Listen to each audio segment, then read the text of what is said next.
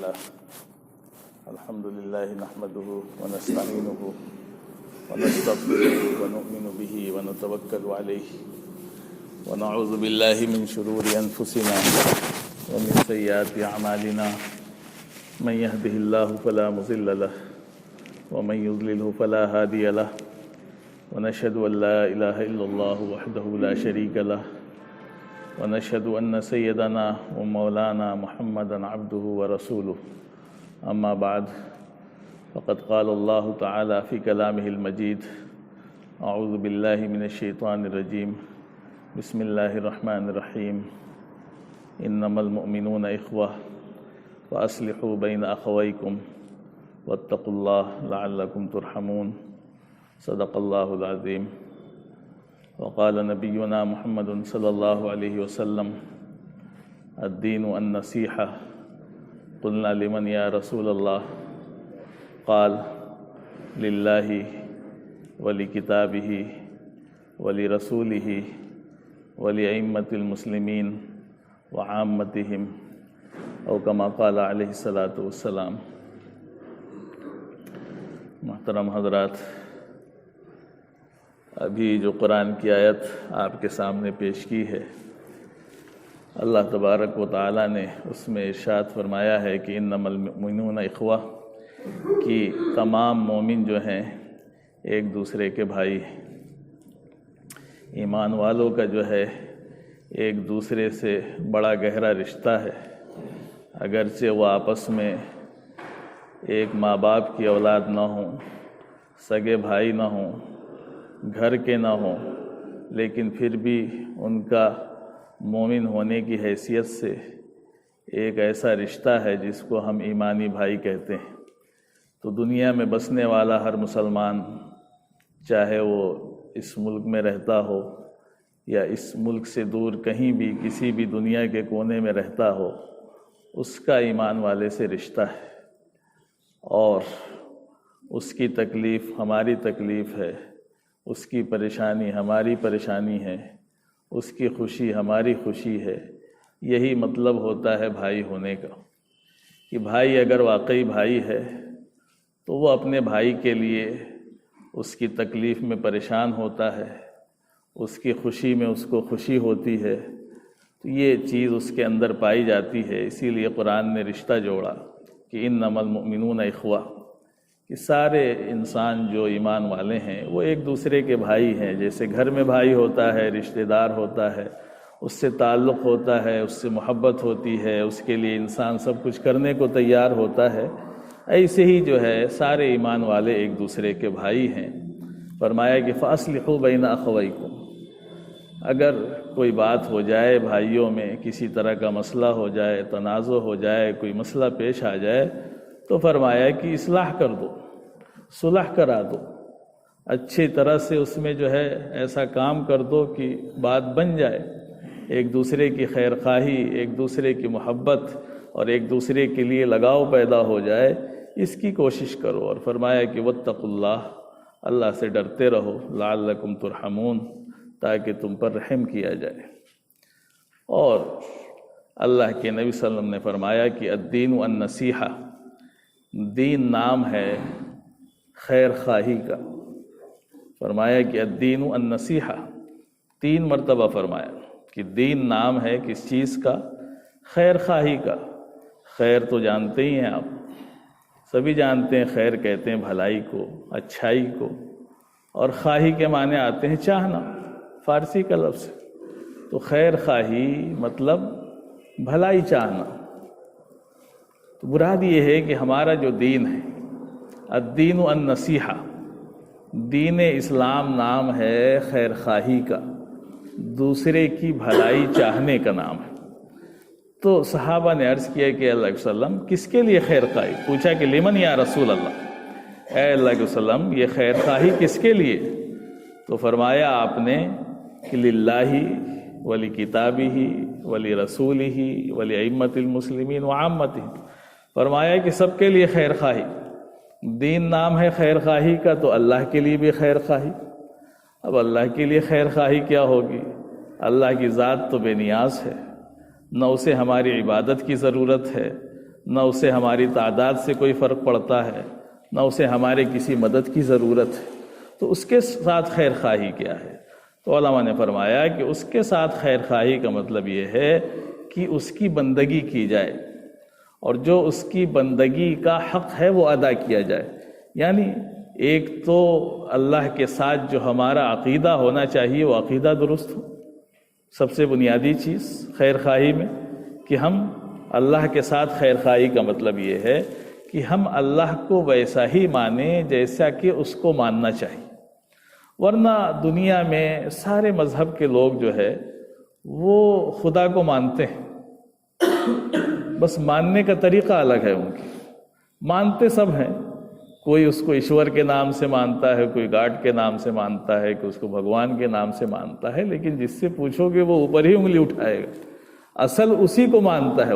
وہ بھی کہتا ہے بھائی ایشور مطلب پیدا کرنے والا، تو وہ اسی کو مانتا ہے، پرمیشور کہے ایشور کہے تو وہ مانتے تو اس کو ہیں۔ ہاں ان کے لیکن ماننے کے طریقے الگ ہیں کہ انہوں نے ان کو ماننے میں بہت سے ان کے بندوں کو بھی معبود بنا لیا، کہ وہ اس کے بندوں کی بھی پوجا شروع کر دیتے ہیں، اس کو یہ سمجھ کر کے کہ یہ ان کے بڑے قریبی ہیں۔ تو ہمارے ہاں ایسا نہیں، ہمارے ہاں تو اللہ کی ذات پر ایمان کا مطلب اس کے ساتھ کسی کو شریک نہیں کر سکتے، یعنی اللہ کی صفات جو ایسی ہیں جن کو ماننا چاہیے اس کو بھی پورے طور پر ماننا ہے، اور اللہ کے بارے میں جو چیزیں نہیں ماننی ہیں اس کو بھی ماننا ہے کہ ہاں یہ چیزیں اللہ کے بارے میں نہیں ہم کہہ سکتے، اللہ ایسا نہیں ہے یہ بھی ماننا ہے، اور ایسا ہے یہ بھی ماننا ہے۔ ورنہ لوگ ایک طرف مانتے ہیں دوسری طرف نہیں مانتے ہیں تو وہ شرک میں چلے جاتے ہیں۔ تو ہمارا جو دین ہے، مذہب ہے، اس میں بڑی نزاکت ہے، تو ہمیں اس کو بھی سمجھنا چاہیے کہ ہمارا عقیدہ اللہ کے بارے میں بالکل پاک صاف ہونا چاہیے، کہ بس اس کے ساتھ ذرہ برابر کہیں سے شرک کا شائبہ نہ ہو، اس کی بندگی کرنا، اسی طرح سے جو ہے اس سے محبت کرنا ہے نا۔ جو ایمان والے ہوتے ہیں ان کو سب سے زیادہ محبت اللہ سے ہوتی ہے، اشد حبا للہ، یہ ایمان والوں کی صفت ہے کہ وہ سب سے زیادہ اللہ سے محبت کرتے ہیں، اس محبت سے بڑھ کر کے کسی کی محبت نہیں ہوتی ہے۔ تو یہ اللہ کے حقوق ہیں، اللہ کی خیر خواہی ہے کہ ہم اس کے احکامات کو مانیں، اس کی بندگی کریں، اس کے دی ہوئی چیزوں پر عمل کریں، یہ ساری چیزیں اللہ کے حقوق میں آتی ہیں، اور اس کو ماننا، پھر اس کی کتاب کو ماننا۔ فرمایا کہ خیر خواہی نام ہے اس کی کتاب پر بھی خیر خواہی۔ اب کتاب کی خیر خواہی کیا ہے بھائی؟ کتاب اللہ یعنی اللہ کا کلام، قرآن پاک، اس کے ساتھ خیر خواہی کا مطلب کیا ہے؟ اس کے ساتھ سب سے پہلی خیر خواہی تو یہ ہے کہ ہم اسے سیکھیں۔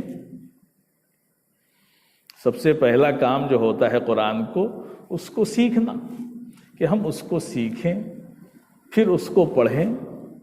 یہ اس کا دوسرا حق ہے کہ پہلے سیکھنا، اور سیکھ کے چھوڑ نہ دینا رمضان کے لیے، بلکہ اس کو پڑھتے رہنا برابر، اس کی تلاوت کرنا، یہ اس کا حق ہے۔ پھر قرآن کتاب ہدایت ہے، وہ اس لیے نازل کی گئی ہے کہ ہم اس کی رہنمائی میں اپنی زندگی گزاریں، تو یہ اس کا حق ہے کہ ہم اس کی تلاوت بھی کریں سیکھ کر کے، اور پھر اس پر عمل بھی کریں، اور اس کے عمل کے لیے اس کو سمجھنے کی کوشش بھی کریں ہم کہ اس میں لکھا کیا ہے، اللہ نے کیا احکامات دیے ہیں، کیا باتیں اللہ ہم سے کہنا چاہتا ہے، تو اس کی بھی کوشش کرنا۔ تو یہ سب چیزیں ہیں جو اس کے حقوق میں ہیں۔ پھر اس پر عمل کرنا، اس کو بڑھانا، آگے اس کی تعلیمات کو بڑھانے میں کوشش کرنا، یہ سارے اس کے حقوق میں ہیں۔ اسی طرح فرمایا کہ خیر خواہی نام ہے ولی رسول ہی، اس کے رسول کے ساتھ خیر خواہی۔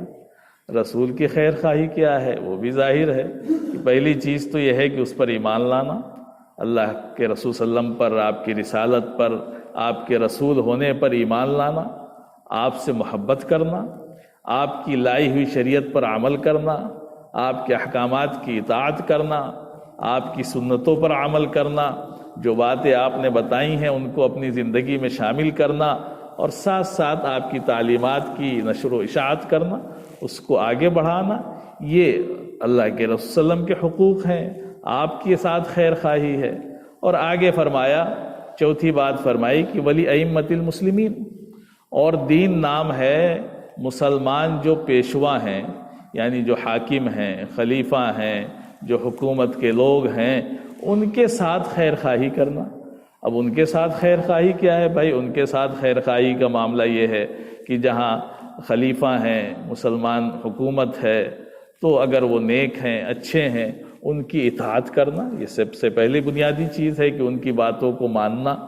اور اسی طرح سے اگر وہ غلط راستے پر جا رہے ہیں تو ان کی اصلاح کی کوشش کرنا، ان کے حق میں دعائیں کرنا، ہے نا، ان کے خلاف بغاوت نہ کرنا۔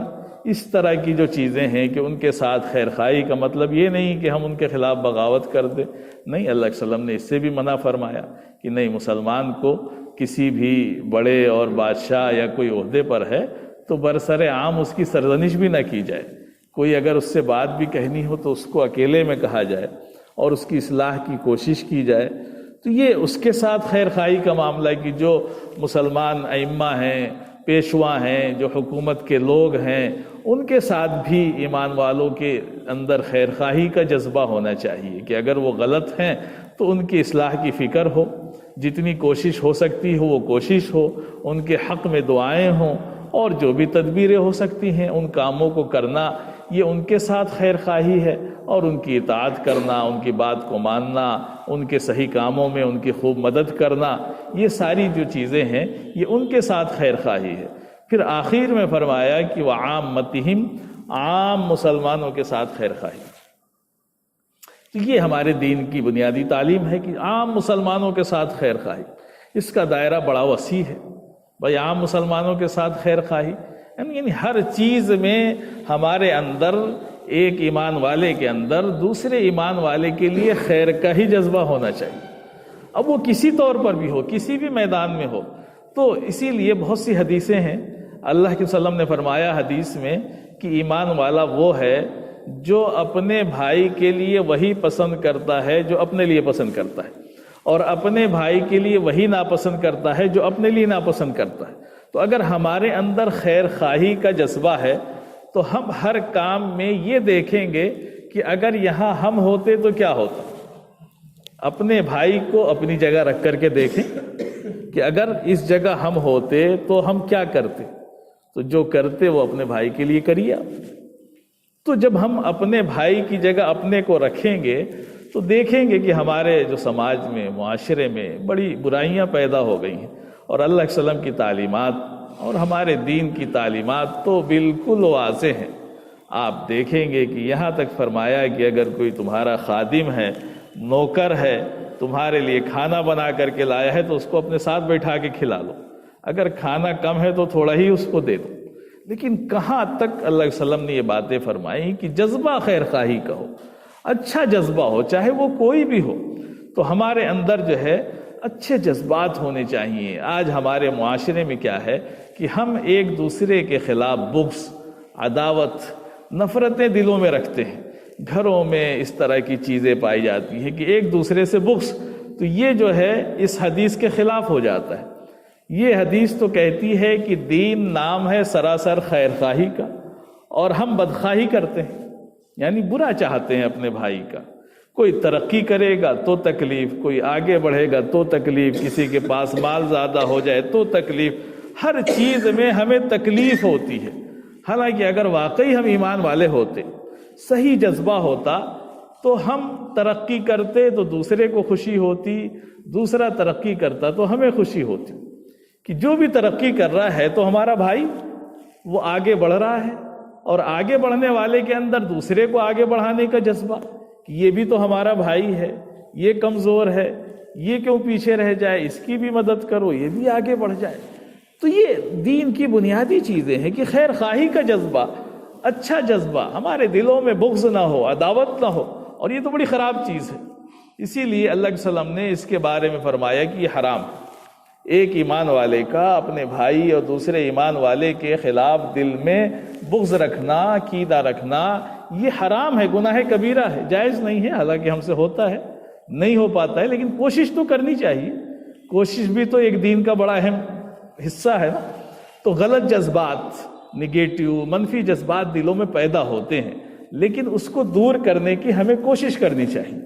دور کرتے رہیں گے تو اللہ کی پکڑ سے تو بچ جائیں گے، ہو سکتا ہے، دیکھیے اللہ نے اتنا ہی مکلف بنایا جتنا بندہ کر سکتا ہے، تو اتنے کا مکلف، ہم ظاہر کے مالک ہیں، ٹھیک ہے ہمارے خلاف کسی کے خلاف غلط جذبات آ رہے ہیں یا کوئی ہمارے ساتھ غلط سلوک کرتا ہے، اس کی وجہ سے ہم اس کے بارے میں غلط سلوک کرنے کی کہہ لیجیے ایک اپنے اندر خواہش رکھتے ہیں، لیکن ہم اس کو روکیں، اللہ کے لیے روکیں اور سمجھ لیں کہ چلو اگر یہ شرارت کر رہا ہے، یہ بدتمیزی کر رہا ہے، یہ کوئی غلط کام کر رہا ہے، تو ہم تو سمجھدار ہیں، ہمارے نبی پاک علیہ الصلوۃ والسلام کی تعلیمات تو ہمارے سامنے ہیں، تو ہم اس کی برائی نہ چاہیں، ہم تو اس کی خیر خواہی چاہیں۔ تو جب یہ جذبہ ہوگا تو آپ دیکھیں گے کہ اس سے بڑا کام بن جائے گا، ورنہ مسئلہ الٹا ہو جاتا ہے کہ ہم بدخواہی میں لگے رہتے ہیں کہ ہم چاہتے ہیں کہ یہ ترقی نہ کرے، یہ آگے نہ بڑھے، کسی طرح سے اس کا مال چلا جائے، اس کا عہدہ چلا جائے، اس کی عزت چلی جائے، تو ہمیں دل کو سکون ملتا ہے۔ حالانکہ ایسا نہیں ہونا چاہیے، ہونا الٹا چاہیے کہ کسی کو عزت ملے، ہمیں خوشی ہو، یہ ایمان ہے۔ اگر کوئی آگے بڑھ رہا ہے، ترقی کر رہا ہے، ہمیں خوشی ہو، یہ ایمان ہے۔ تو یہ جذبات ہوتے ہیں، لیکن ہمارے معاشرے میں کیا ہے، ہر آدمی اپنے حساب سے چلتا ہے۔ اب اس کو وہ حدیث تو اچھی لگتی ہے جو اس کے مطلب کی ہوتی ہے، اور جو اس کے مطلب کی نہیں ہوتی ہے تو اس پہ دیکھنا بھی نہیں چاہتا ہے وہ۔ جیسے ہمارے ہاں بڑا مشہور ہے، حدیث ہے مشہور کہ بھائی مزدور کو اس کا پسینہ سوکھنے سے پہلے ہی مزدوری دے دو، بڑی مشہور حدیث ہے اور سب جانتے ہیں، صحیح حدیث ہے۔ لیکن اب علماء نے اس پہ بھی بڑی بحث کی کہ بھائی ٹھیک ہے یہ حدیث ٹھیک ہے، لیکن یہ حدیث وہ یاد رکھتا ہے جو بیچارہ مزدور ہے، کمزور ہے، اس کو یہ حدیث یاد ہوتی ہے، تو وہ بار بار یہ کہہ دے گا کہ بھائی دیکھو حدیث میں تو یہ کہا گیا کہ جو ہے نا مزدوری کرے تو اس کا مزدوری پسینہ سوکھنے سے پہلے مزدوری دے دو۔ لیکن علماء نے لکھا کہ یہ بھی تو دیکھنا پڑے گا کہ پسینہ بہا کہ نہیں بہا، ایک طرفہ تھوڑی معاملہ ہے۔ ارے بھائی یہ بھی دیکھنا پڑے گا کہ پسینہ تم نے بہایا کہ نہیں بہایا، خالی ایک حدیث یاد ہے کہ پسینہ سوکھنے سے پہلے مزدوری دے دو، لیکن تمہارا پسینہ بہا کہ نہیں بہا یہ بھی تو دیکھو۔ یعنی جو ذمہ داری تمہیں دی گئی تھی وہ کام تم نے کیا کہ نہیں کیا، اپنا بھی جائزہ لو، وہ اپنا جائزہ لے گا جو دینے والا ہے، تم کرنے والے ہو، تم اپنا جائزہ لو۔ تم نے ڈیوٹی کا وعدہ کیا 8 گھنٹے کا، تو تم نے ڈیوٹی کی کہ نہیں 8 گھنٹہ، اپنا جائزہ لو، اپنی کتاب کھول کے دیکھو کہ اگر کوئی تمہیں اجرت دے رہا ہے، اس نے کہا کہ تم 8 گھنٹہ ڈیوٹی کرو گے تو تم کو اتنے پیسے ملیں گے، اگر آپ نے اس میں 2 گھنٹے جو ہے گول مار دیے تو 2 گھنٹے کی کمائی تو حرام ہوئی آپ کی۔ تو آپ نے اپنا نہیں دیکھا، ادھر دیکھا، اس نے آپ کا نہیں دیکھا، اپنا دیکھا، تو یہ عجیب سا ہمارا معاشرہ ہو گیا جو اسلامی معاشرہ نہیں۔ اللہ کے وسلم جو معاشرہ، جو سماج تیار کر کے گئے تھے وہ خیر خواہی کا تھا، کہ ایک ایمان والے کے اندر دوسرے ایمان والے کے لیے خیر خواہی، یہ جذبہ صحابہ میں تھا۔ تو اس میں ہر طرح کی خیر خواہی، کہ ہم اپنے بھائی کے سب سے پہلی خیر خواہی کہ اس کی دین کی فکر کریں، اگر اس کے اندر دین کی کمی ہے، بے دینی ہے، تو اس کی فکر کرنا، اپنے بھائی کو اچھا بنانا اور اس کو نیک بنانا، یہ بھی خیر خواہی ہے۔ وہ کمزور ہے اس کو آگے بڑھانا، یہ بھی خیر خواہی ہے۔ تو میرے بھائیوں، کہنے کا مطلب یہ ہے کہ ہم اپنے دین پر صحیح چلتے نہیں ہیں، اور چلتے بھی ہیں تو ہم دین کو سمجھتے نہیں ہیں، دین کی وسعت اور دین کے اندر جو چیزیں ہیں اس کو ہم نے بڑا محدود کر دیا، نماز، روزہ، حج، زکوٰۃ، عمرہ، صدقہ، خیرات، بس یہیں تک بہت زیادہ ہم بڑھ کے چلے جاتے ہیں، اس سے آگے تو کوشش ہی نہیں کرتے۔ حالانکہ پورے ابواب ہیں اس کے، اخلاقیات سے لے کے معاشیات سے لے کے سارے اس کے باب ہیں اسلام کے، اور سب کو ملا کر کے ہی اسلام مکمل ہوتا ہے۔ تو یہ چیزیں تو ہی ہیں، لیکن اس کے ساتھ ساتھ یہ بھی چیزیں ہیں جو حدیث میں آئیں، جو ہم نے آپ کو بتائی کہ دین نام ہے کہہ لیجئے خیر خواہی کا، ایک دوسرے کے لیے ہمارے دلوں میں خیر خواہی کا جذبہ ہونا چاہیے، اور خیر سے خیر وجود میں آتا ہے۔ اگر ہم دوسرے کے ساتھ بھلائی کریں گے تو اللہ ہمارے ساتھ بھلائی کرے گا۔ ہم دنیا کو نہ دیکھیں، دنیا کرے یا نہ کرے، لیکن ہے نا، کر بھلا تو ہو بھلا، ہے نا، مثل مشہور ہے۔ اور ظاہر سی بات ہے، آپ بھلا کریں گے تو بھلا ہوگا۔ ہم اگلے کو دیکھتے ہیں کہ یہ گڑبڑ کر رہا ہے تو ہم کیوں اس کے ساتھ اچھائی کریں؟ حالانکہ حدیث میں تو یہی آتا نا، اللہ کے وسلم نے یہ فرمایا کہ صلہ رحمی کسے کہتے ہیں؟ اس کی تعریف میں آپ نے فرمایا کہ صلہ رحمی اس کا نام نہیں ہے کہ جو تم سے رشتہ جوڑے اس سے رشتہ جوڑو، اور جو تم سے رشتہ توڑے اس سے توڑو۔ صلہ رحمی تو فرمایا کہ اس چیز کا نام ہے کہ جو تم سے رشتہ جوڑے اس سے بھی رشتہ جوڑو، اور جو تم سے رشتہ توڑے اس سے بھی رشتہ جوڑو۔ وہ بھاگ رہا ہے، آپ اس کے ساتھ جڑے ہوئے ہیں، وہ آپ کو ستا رہا ہے، آپ مسکرا رہے ہیں، وہ آپ کے ساتھ برائی کرنا چاہ رہا ہے، آپ اخلاق سے پیش آ رہے ہیں۔ تو جب یہ جذبات ہوں گے تو وہ برائی تو ہار جائے گی، ہارنا ایک دن برائی کو۔ لیکن جب ادھر بھی برائی ادھر بھی برائی تو پھر کیا؟ آپ یہ کہہ سکتے ہیں کہ انہوں نے پہلے کیا، آپ نے بعد میں کیا تو دونوں نے۔ تو میرے بھائیوں، دین کی جو تعلیمات ہیں وہ اسی کی تعلیمات ہیں کہ ہم بھلائی کا جذبہ رکھیں۔ ایک واقعہ لکھا، امریکہ میں ایک نوجوان تھا، اس کا واقعہ لکھا کہ ایک خاتون تھی، ان کی گاڑی جو ہے پنچر ہو گئی۔ اب وہ بیچاری جو ہے عمر دراز تھی، اور وہ اپنا جو گاڑی کا پہیہ تھا وہ بدل نہیں سکتی تھی۔ اب وہ بیچاری سڑک پہ کھڑی ہیں، دھوپ ہے، گرمی کا موسم ہے، اور وہ گاڑی والوں کو ہاتھ دے رہی ہیں کہ کوئی گاڑی والا رک جائے، ہماری مدد کر دے۔ کوئی رکنے کو تیار نہیں۔ وہ خاتون 1 گھنٹے تک کھڑی رہی، کسی نے اس کی مدد نہیں کی۔ دھوپ میں وہ پریشان ہو گئی، آخرکار اس نے ہاتھ دیا تو ایک گاڑی والا رکا، نوجوان تھا 30-32 سال کا۔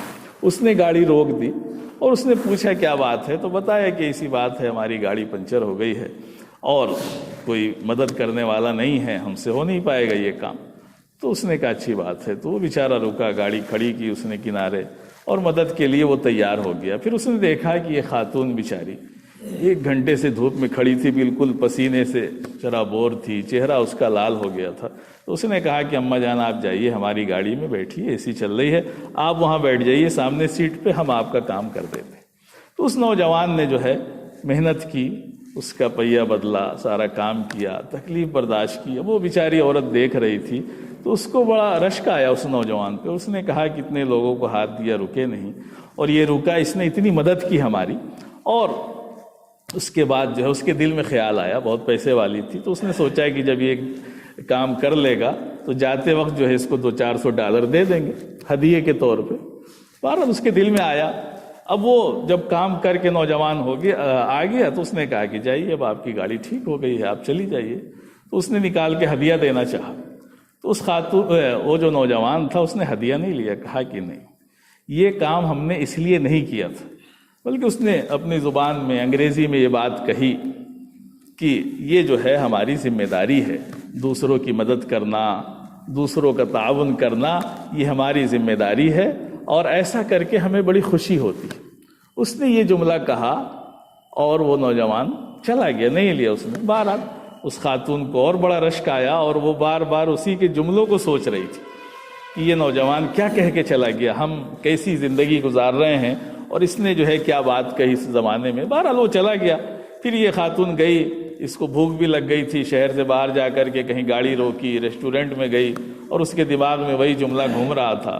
اس نے کھانا منگایا، کوئی لائی، جو خاتون تھی وہاں پہ ویٹر جو تھی، جب وہ کھانا لے کر کے آئی اس نے دیکھا اس ویٹر کو اوپر سے نیچے تک، تو بیچاری حاملہ تھی، اور لگ رہا تھا کہ یہ بیچاری بہت پریشان ہے، لیکن بہرحال وہ کام کر رہی تھی، تو اس کے دل میں بھی اب خیر خواہی کا جذبہ پیدا ہوا۔ ادھر خیر خواہی ہوئی تو ادھر بھی جذبہ پیدا ہوا۔ تو اس نے اس سے پوچھا کیا بات ہے، تو اس عورت نے بتایا کہ میں جو ہے حمل سے ہوں، 7 مہینے ہو گئے ہیں، اور 3 مہینے بعد ولادت ہونی ہے، 2 مہینے بعد، اور یہ مسئلہ ہے، ڈاکٹر کی فیس دینے کے لیے جہاں ایڈمٹ ہونا تھا اتنا پیسہ نہیں ہمارے پاس، تو میں نے اور شوہر نے یہ طے کیا ہے کہ تھوڑا ہم کمائیں گے، تھوڑا وہ کمائے گا، دونوں ملا کر کے اتنی فیس ہو جائے گی کہ ہم ادا کر کے جو ہے ایڈمٹ ہو جائیں گے وہاں پر۔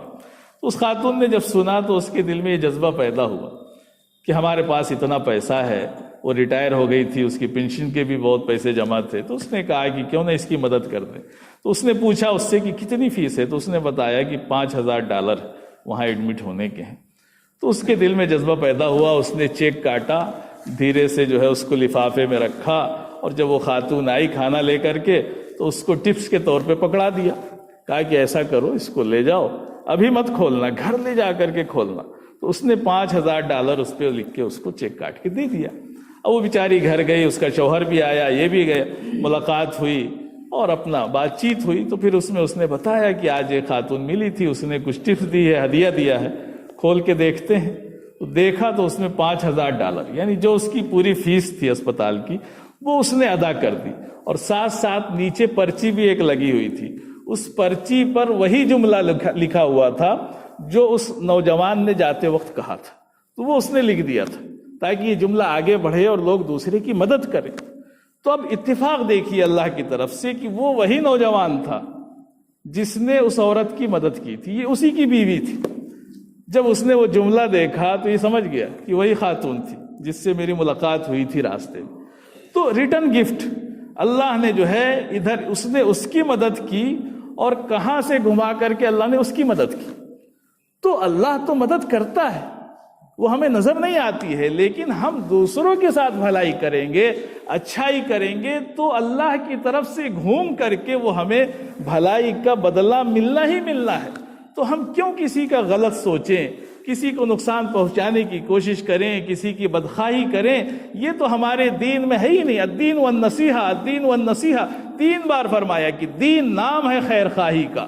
خیر خواہی یعنی دوسروں کی بھلائی، اچھائی، کوئی ہمارے اندر نگیٹو اور منفی سوچ نہ ہو، ہم اچھائی کریں گے۔ دنیا کیا کرتی ہے، ہمیں دنیا سے کوئی مطلب نہیں ہے۔ جب ایسے جذبات ہوں گے تو اس کا فائدہ آپ کو ہی ملے گا، آپ کو گھوم پھر کر کے اللہ کی ساری مدد آپ کے پاس آئے گی۔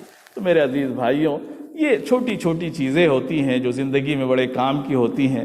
اللہ تبارک و تعالی ہمیں اپنے دین کو صحیح طور پر سمجھنے اور اس پر عمل کی توفیق عطا فرمائے۔ وآخر دعوانا